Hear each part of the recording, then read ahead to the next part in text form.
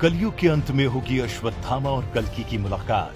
दोस्तों, गुरु द्रोणाचार्य के पुत्र अश्वत्थामा के बारे में कहा जाता है कि उनको धरती से आज तक मुक्ति नहीं मिली है और वो अभी भी यही धरती पर ही कहीं भटक रहे हैं। सोचने वाली बात यह है कि आखिर ऐसा क्यों?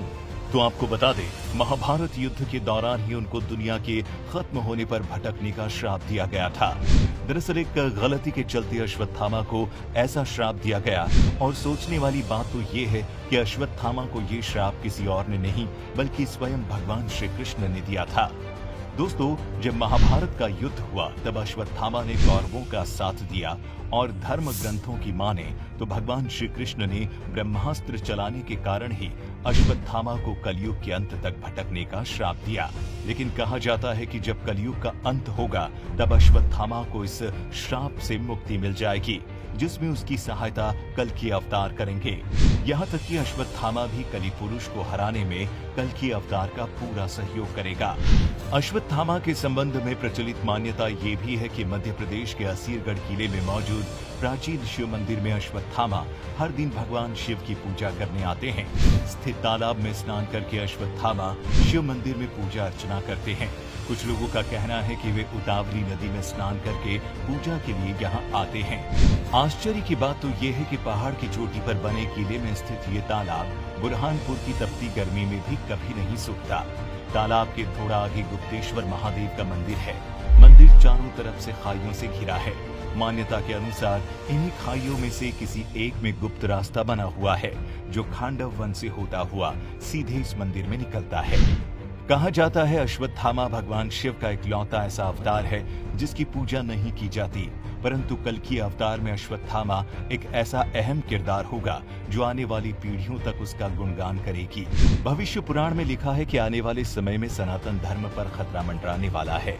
तब इंसान की सोच बहुत गिर गई होगी और संसार हर तरफ से सनातन धर्म को खत्म करने में लगा होगा। ये वो वक्त होगा जब कलयुग खत्म होने की कगार पर होगा। ऐसा कहा जाता है कि जब जब धरती पर पाप और अधर्म बढ़ता तब तक भगवान विष्णु किसी न किसी रूप में अवतार लेते और पापियों का विनाश करते। नरसिंह, राम और कृष्ण अवतार इस बात के सबूत है। वैसे ही जब कलयुग का अंत आ जाएगा तब भगवान कल्कि जन्म लेंगे। ऐसा केवल भविष्य पुराण ही नहीं बल्कि कई अलग अलग पुराणों में भी इसका जिक्र किया गया है। भगवान कल्कि के शिशु के रूप में दर्शन के लिए परशुराम, कृपाचार्य, वेदव्यास और द्रोणाचार्य जी के पुत्र अश्वत्थामा भिक्षुक के वेश में आएंगे। भगवान कल्कि के 3 भाई होंगे जो उनके जन्म के पहले जन्म ले चुके होंगे। भगवान कल्कि की 2 पत्नियां होंगी। पहली लक्ष्मी स्वरूप पद्मा और दूसरी पत्नी वैष्णवी शक्ति रूपा रमा होंगी। भगवान राम के अवतार के समय देवी वैष्णवी ने भगवान से विवाह करने के लिए काफी तपस्या की थी और श्री राम ने कलयुग में उनको पत्नी बनाने का वरदान दिया था। कल्कि अवतार के 4 पुत्र भी होंगे जो जय विजय, मेघवाल और बलाहक होंगे।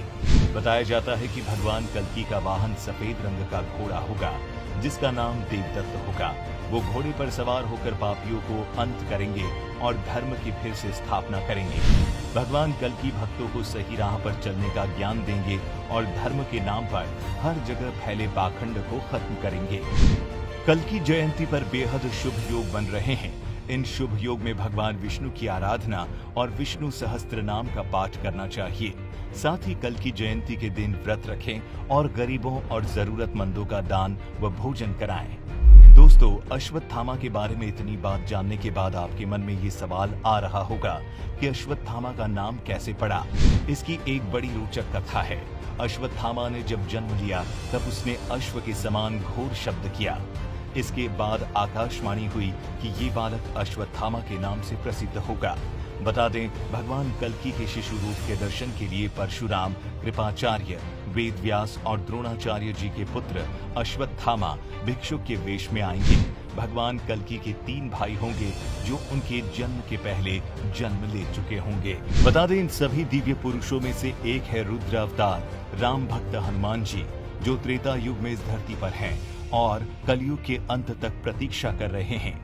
कलयुग में एक ऐसा समय आएगा जब हनुमान जी को एक बार फिर भगवान कल्कि के रूप में राम जी के दर्शन करेंगे और कलि पुरुष का वध करने में विष्णु अवतार की मदद करेंगे।